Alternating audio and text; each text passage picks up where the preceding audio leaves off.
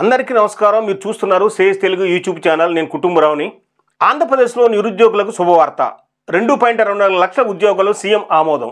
ఆంధ్రప్రదేశ్లో నిరుద్యోగులకు చంద్రబాబు సర్కార్ శుభవార్త అందించింది. ఏపీలో 2.64 లక్షల మందికి ఉద్యోగ ఉపాధి అవకాశాలు కల్పించేందుకు చర్యలు చేపట్టింది. ఇందుకోసం రాష్ట్రానికి 1.83 లక్షల కోట్ల పెట్టుబడులు వచ్చే ప్రాజెక్టులకు సీఎం చంద్రబాబు ఆమోదం తెలిపారు. రాష్ట్రంలో 9 కీలక ప్రాజెక్టులు ఏర్పాటుకు చంద్రబాబు గ్రీన్ సిగ్నల్ ఇచ్చారు. 2028 నాటికి ఈ ప్రాజెక్టులు మొత్తం పూర్తి కావాలని సీఎం అధికారులను ఆదేశించారు. ఆంధ్రప్రదేశ్లో కూటమి ప్రభుత్వ హయాంలో పెట్టుబడుల వెల్లువ కొనసాగుతుంది. ఈ నేపథ్యంలో రాష్ట్రంలో ఉద్యోగ ఉపాధి అవకాశాలు కల్పించేందుకు చంద్రబాబు ప్రభుత్వం చర్యలు చేసుకుంటుంది.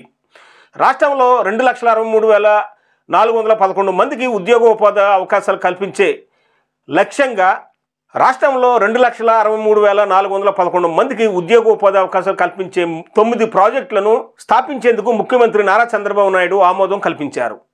దీంతో ఆంధ్రప్రదేశ్కి 1,82,142 కోట్ల పెట్టుబడులు రానున్నాయి. సీఎం చంద్రబాబు అధ్యక్షన SIPB సమావేశం జరిగింది. అయితే ఇప్పటికే ఏపీలో పెట్టుబడులు పెట్టేందుకు పలు సంస్థలు దరఖాస్తు చేసుకోగా వాటి గురించి ఆ భేటీలో చర్చించారు.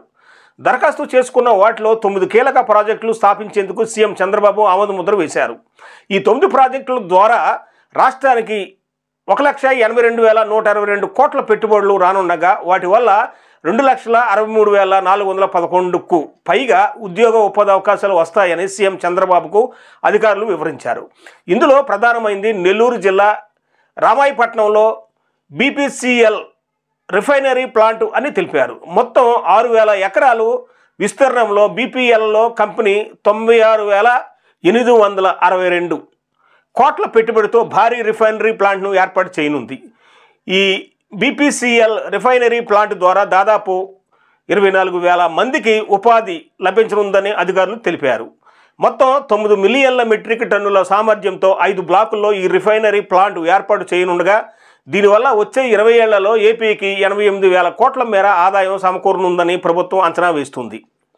మరోవైపు విశాఖ మిల్లియం టవర్స్లో 80 కోట్ల పెట్టుబడితో TCS కార్యాలయాన్ని ఏర్పాటు చేసేందుకు ముందుకు వచ్చింది.